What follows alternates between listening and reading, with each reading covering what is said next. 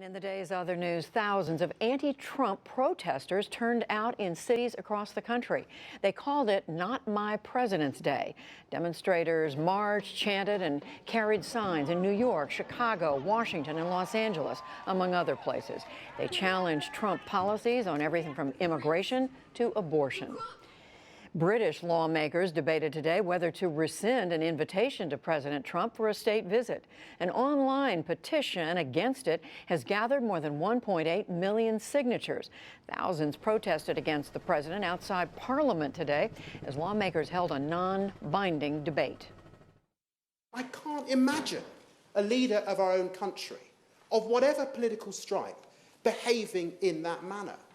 And it's for that reason that I think people are offended and concerned that Britain should abandon all its principles. I certainly don't like some of the things that he said in the past, but I do respect the fact that he stood on a platform which he is now delivering.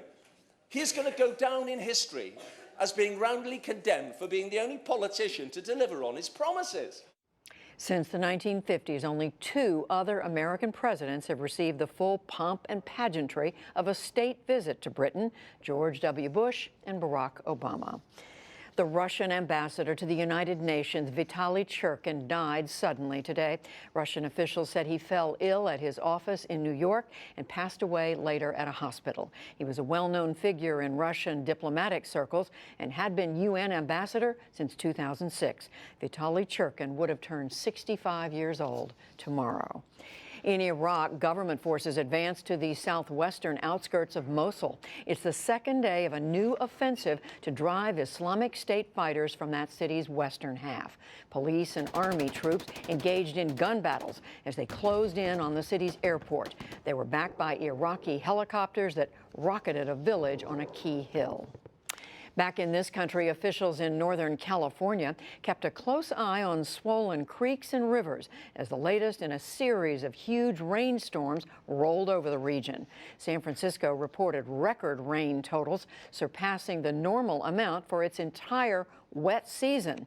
To the south, in Santa Cruz County, they counted nearly 3 inches of rain in 24 hours and could get 8 more. And political circles are abuzz after Milo Yiannopoulos was disinvited to address the Conservative Political Action Conference. The planned speech by the highly polarizing Breitbart News editor had already triggered social media backlash. Then video clips resurfaced in which Yiannopoulos joked about pedophilia. He called it, quote, sloppy phrasing, but CPAC organizers said that is not enough.